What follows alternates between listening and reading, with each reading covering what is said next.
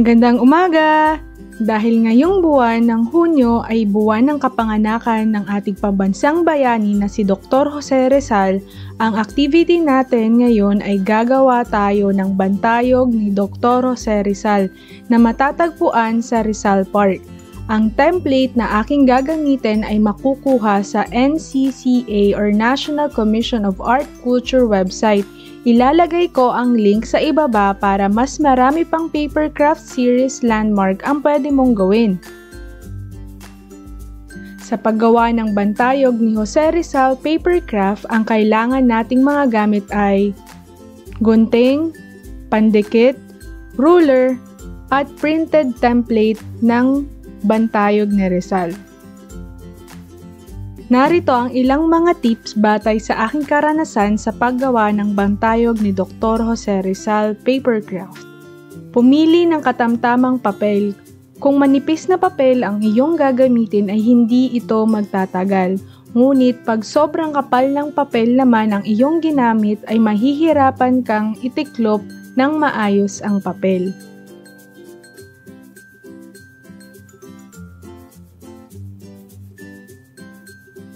Mag-ingat sa alinmang linya ang iyong gugupitin at titiklopin.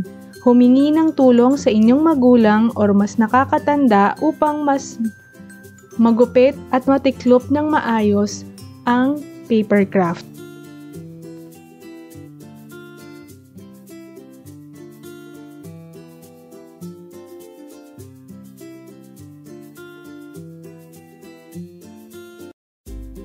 Dagdag kaalaman! Ang monumento ni Rizal ay naglalaman ng kanyang mga labi na pinatay sa pamamagitan ng isang firing squad sa ilalim ng utos ng otoridad ng kolonyal ng Espanya noong December 30, 1896 sa Bagong Bayan o tinatawag ng Rizal Park ngayon.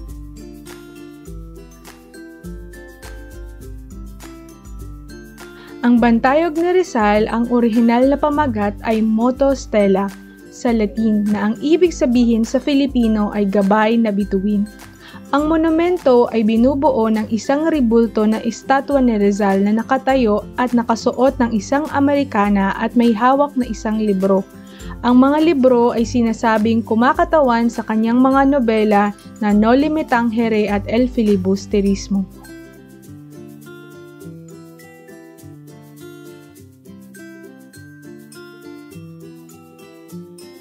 Sa likuran na statwa ni Rizal ay isang obrang marmol na may taas na 42 talampakan.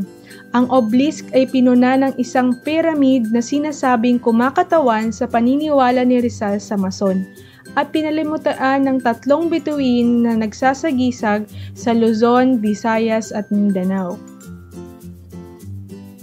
Sa isang bahagi ng estatwa ni Rizal ay isang ribulto ng isang ina at ang kanyang anak. Sa kabilang panig ay isang ribulto ng 2 batang lalaki na nagbabasa. Ang mga estatwa na ito ay sinasabing kumakatawan sa kani-kanilang pamilya at edukasyon.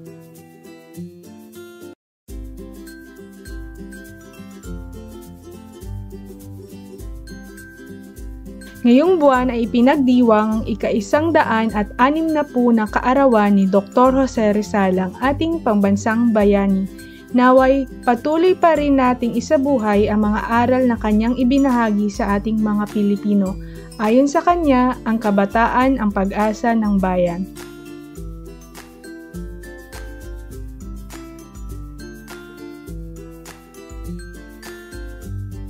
Sana ay nagustuhan mo ang activity natin ngayon at bisitahin ang NCCA website para sa mas maraming printable landmark papercraft na pwede mong gawin.